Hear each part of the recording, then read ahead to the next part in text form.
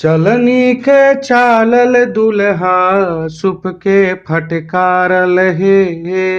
दिया कहा के लागल बरदू अरे बाजा बाजल हे। दिया कहा के लागल बरदू अरे बाजा बाजल हे।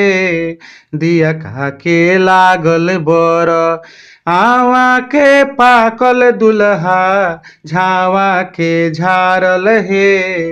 कल छुल के दागल बकलोलपुर के भागल हे। कल छुल के दागल बकलोलपुर के भागल हे।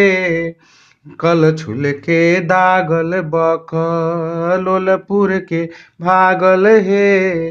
मौरी लगावल दुल्हा जामा पहिरावल हे। कहत भिखारी